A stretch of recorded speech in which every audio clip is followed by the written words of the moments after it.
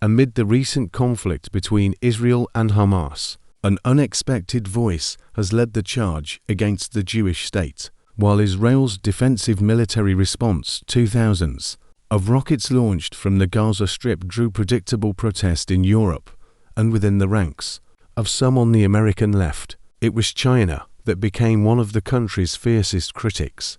Beijing has not hesitated to point the finger at Jerusalem, going so far as to co-sponsor the UN Human Rights Council's decision to set up a commission to investigate Israeli violations in the occupied Palestinian territory. It was China that pushed the UN Security Council to hold 3 emergency meetings within a week, with Foreign Minister Wang Yi calling the conflict Israeli hostilities that angered Israel and demanded immediate restraint. In the same speech, Wang criticized the US for standing on the opposite side of international justice because it supports Israel. Arabic-language publications and Beijing's social media accounts were flooded with criticism of Israel and the US. Chinese diplomats shared anti-Semitic posts on Twitter, and CGTV reported that Jews dominate US finance, media, and internet sectors.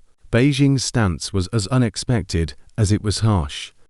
In recent years, China has become a major contributor to Israel's booming innovation economy. According to a recent study by Tel Aviv University's Institute for National Security Studies, bilateral trade between the two countries grew annually from 2001 to 2018, rising from just over $1 billion to nearly $12 billion.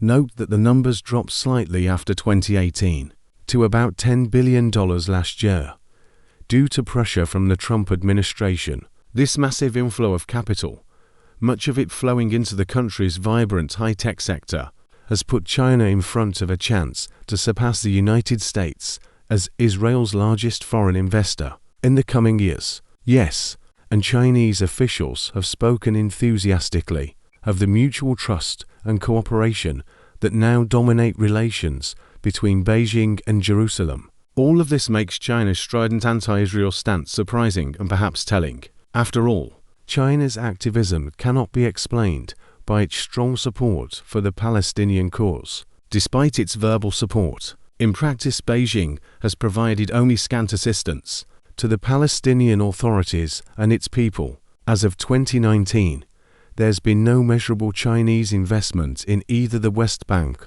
or Gaza Strip, and bilateral trade flows have been negligible. But while China has done little to support the Palestinians, it has nonetheless used them against Washington. Our goal is to score points on the world stage by exposing and criticizing US double standards in the Middle East, explains Zhong Chuku of Fudan University. What then explains Beijing's sharp and vociferous anti-Israel turn? Part of the answer can be found in China's increasingly desperate efforts to divert the international conversation away from the genocide of Uyghur Muslims in Xinjiang.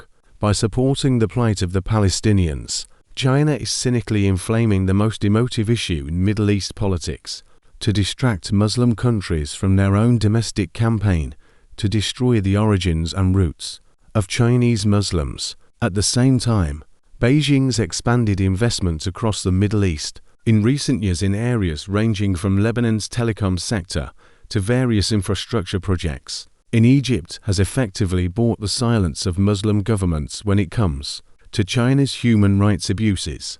Another reason is related to China's choice of regional partners. Over the past few years, Beijing has signed strategic partnerships with at least 7 countries, including Turkey, Saudi Arabia, and Iraq, as the US. China Economic and Security Review Commission explains in a new report. China's extensive 25-year strategic pact with Iran is the centerpiece of its Middle East strategy. If fully realized, the deal will bring major benefits to China, giving it preferential access to infrastructure, telecommunications projects, and Iranian port facilities, as well as greatly expanding military cooperation between the two countries. The cumulative effect of the deal is to turn Iran into a critical center within China's famed One Belt, One Road initiative, thereby giving Beijing a vital stake in the Islamic Republic. China's response to Israel's recent conflict with Hamas should serve as a wake-up call to policymakers in Jerusalem. It is used to emphasize that, despite its significant financial stake and political platitudes, there are real limits to China's alliance with Israel. Indeed, the Israeli government's recent support for the UN resolution on the Xinjiang genocide suggests that a rethinking of China's policies may have already begun. Meanwhile, for the rest of the Middle East, China's anti-Israel turn represents a cautionary tale from which far-reaching conclusions should be drawn. In the region and beyond, Beijing's friendship today is no guarantee of its loyalty tomorrow.